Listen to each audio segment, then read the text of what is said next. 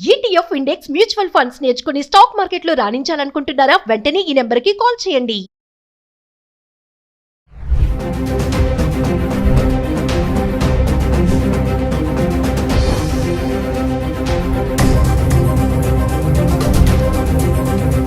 Hello viewers, welcome back to Suman TV. ప్రస్తుతం మనతో పాటు ఉన్నారు the great grand son freedom fighter Kanneganti Hanumantharao garu, PhD in American studies.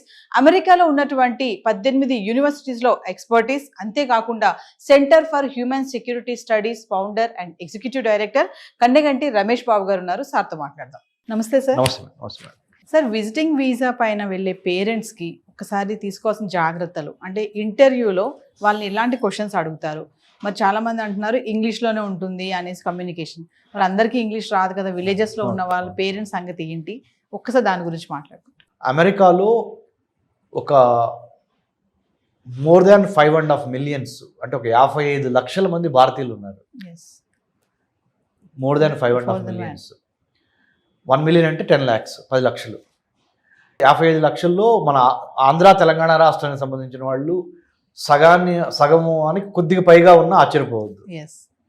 So ఇలాంటి తరుణంలో ఆంధ్ర తెలంగాణ రాష్ట్రాల నుంచి ఎంతోమంది ఉన్నత విద్యను అభ్యసించి H1B వీసాలు కానీ, టూరిస్ట్ వీసాలు కానీ, విజిటింగ్ వీసాలు B1 B2 కానీ ఇలాంటివి తీసుకొని అమెరికా వెళ్తూ ఉంటారు. మరి అమెరికాలో ఉన్న కొడుకుని కూతుర్ని చూస్తానికి, లేకపోతే అమ్మాయి ఏదన్నా డెలివరీకి వెళ్తే హెల్ప్ చేయడానికి గ్రాండ్ పేరెంట్స్ కూడా వెళ్తూ ఉంటారు. చాలామందికి మరి ఆంగ్ల భాషలో పట్టుండదు. హైదరాబాద్ వచ్చి యుఎస్ కాన్సుల్ జనరల్ ఫైనాన్షియల్ డిస్ట్రిక్ట్లో కానీ లేకపోతే వేరే కాన్సులేట్స్లో కానీ వెళ్ళి మరి వీసా ఆఫీసర్ ముందర నుంచున్నప్పుడు మరి ఇంగ్లీష్ రాదు కదా, ఎలా తప్పులో అని మాట్లాడితే వీసా రిజెక్ట్ అయ్యే అవకాశం ఉంది. కాబట్టి ఏంటి అనేది మీ ప్రశ్న. చాలా మీనింగ్ఫుల్, చాలా అర్థవంతమైన ప్రశ్న అండి. దానికి ఏం చేశారంటే, సౌలభ్యం కోసం మీరు ముందరగానే ఒక ట్రాన్స్లేటర్ని యుఎస్ వీసా ఆఫీసర్స్తో ముందరగానే కమ్యూనికేట్ చేసి, ఓకే, బై ఈమెయిల్ అయితే ఈమెయిల్, బై అప్లికేషన్లోనే do you need any translator అనేది ఉంటే yes we need a translator అనేది స్పష్టంగా రాయగలిగితే, మాకు ఆంగ్ల భాషను తెలుగులో చెప్పడం, తెలుగు భాషను ఆంగ్లంలో చెప్పడానికి, తర్జుమా చేయడానికి మాకు ఒకళ్ళు కావాలి అని అడిగితే యుఎస్ కాన్సులేటే ప్రొవైడ్ చేస్తుంది. నెంబర్ 1. లేదా చాలా వీసాలకు సంబంధించి చాలా క్యూస్ ఉంటాయి, లైన్స్ యుఎస్ కాన్సులేట్లో. ఎవరైతే ట్రాన్స్లేటర్స్ అవైలబుల్ ఉన్నారో మనం ముందుగా రిక్వెస్ట్ చేస్తే ఆ క్యూలోకి పంపించే అవకాశం ఉంది. రెండోది. మూడోది, మనం కూడా మన పేరెంట్స్కి మాట్లాడేది 4 మాటలైనా ఖచ్చితంగా మాట్లాడటానికి ముందలుగానే మనము ప్రిపేర్ చేయాలి. మానసికంగా మన తల్లిదండ్రులను కానీ మన బంధువుల్ని కానీ ఎవరైతే అమెరికా వద్దాం అనుకుంటున్నారో మనకు హెల్ప్ చేయడానికి వాళ్ళని ముందలుగానే మానసికంగా సంసిద్ధం చేయాలి. ఎలా అంటే, ఎక్కడికి వెళ్తున్నావు? నేను పలానా మా అమ్మాయి దగ్గరికి లేకపోతే మా అబ్బాయి దగ్గరికి వెళ్తున్నాను. ఎన్నాళ్ళు ఉంటారు? ఎగ్జాంపుల్ 2025 జూన్ 1 నుంచి 2025 జూన్ 23 వరకు ఎగ్జాక్ట్ ఇన్ఫర్మేషన్ ఇవ్వాలి. ముఖ్యంగా ట్రంప్ ప్రెసిడెంట్ అయిన ఈ నేపథ్యంలో అమెరికాలో homeland security, department of homeland security 1000 కళ్ళతో ఎక్కువ మందికి వీసాలు ఇద్దాము అని చూస్తాం పోయి ఎంతమందికి వీసాలు తిరస్కరిద్దాము అనే ఒక యాటిట్యూడ్ ఉన్న ఈ రోజుల్లో, అంటే ఇప్పుడు ప్రస్తుతానికి ఉన్న పరిస్థితులు మారతాయి, కానీ ప్రస్తుతానికి ఉన్న పరిస్థితుల్లో ఖచ్చితంగా నిజాయితీగా, నిబ్బరంగా, ధైర్యంగా సమాధానం చెప్పటం రావాలి.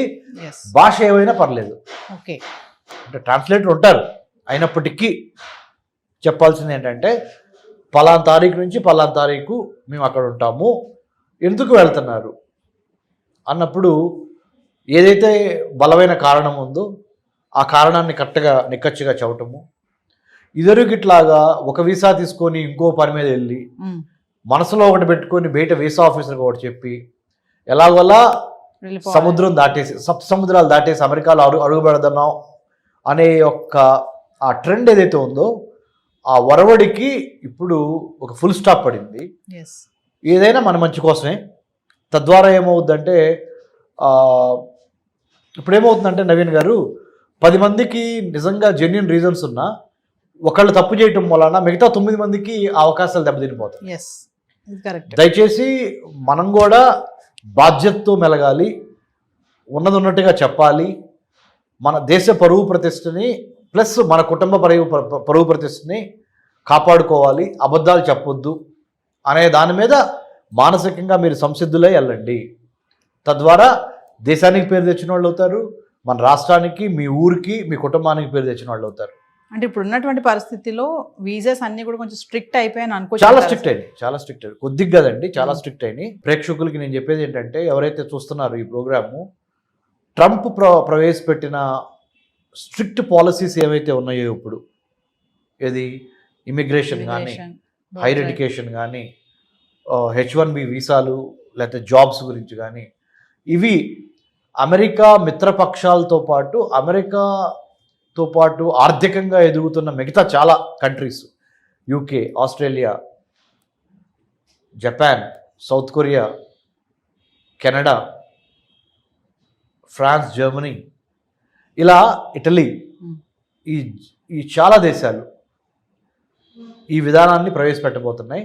లోకలైజేషన్, ఫస్ట్ లోకల్స్కి, స్థానికులకి ఎక్కువ విద్యా, వైద్యం, ఆరోగ్యం, ఉపాధిలో ఎక్కువ స్థానికులకు అవకాశం ఇచ్చి, వేరే దేశాల నుంచి వచ్చి అమెరికాలో స్థిరపడిన వాళ్ళకి సెకండ్ ప్లేసు, థర్డ్ ప్లేసు, 2వ ప్లేసు, 3వ ప్లేసు ఇవ్వాలనేది అఫీషియల్గా అన్డిక్లేర్డ్, అంటే అసలు డిక్లేర్ చేయకుండానే డిక్లేర్ చేయబడిన పాలసీ విధానం అయిపోయింది.